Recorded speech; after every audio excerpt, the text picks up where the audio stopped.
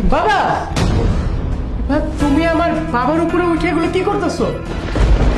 বাবার উপর উঠে কি করতেছি মানে? আর বাবা, তুমি এরকম অর্ধ উলঙ্গ অবস্থায় নিজের বৌমার সাথে ছি ছি ছি, তোমাকে বাবা বলে ডাকতো আমার ঘৃণা লাগতো। যাই, কি বলতেছো তুমি সব? তা আমার বাবার সাথে?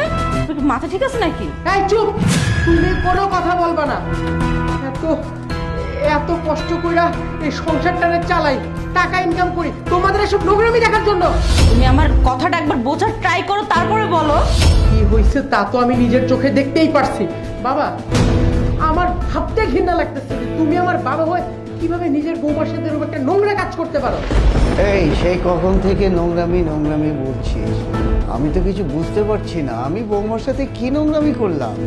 ও, এখন সাধু সাধার চেষ্টা করতেছো তাই না? হ্যাঁ, নিজে শুয়ে নিজের বৌমাকে শরীরের উপরে উঠাইতে লজ্জা করে না? জারিফ, তুমি আগে মাথাটা ঠান্ডা করো, আমার কথা শোনো, তারপর তোমার যা মনে হচ্ছে তুমি তাই বলো। এই, তোমাকে কিন্তু বারবার থামতে বলতেছি, নয়তো কিন্তু তোমার গায়ে হাত তুলবো। তুলো, তোমার যত মনে চায় তুমি তত গায়ে হাত তুলো, তারপর আমার কথাটা সম্পূর্ণ শেষ করবা, তারপর যা মন চায় তুমি তা করবা। তুমি এসে যা দেখেছো, ফার্স্টের জিনিসটা তুমি দেখো নাই। তুমি যদি পুরো ঘটনাটা দেখতা তাহলে এইভাবে বলতে পারতাম না। তুমি একবার সিসিটিভি ফুটেজটা চেক করো, তাহলেই বুঝতে পারবে এখন বাবা আর আমি মিলে কি করছিল, আবার কি হচ্ছিল এখানে। সিসিটিভি ক্যামেরার ফুটেজ তাই না? এত নোংরামি করো, এখনো মুখ আছে কথা বলার। ঠিক আছে, চেক করতেছি।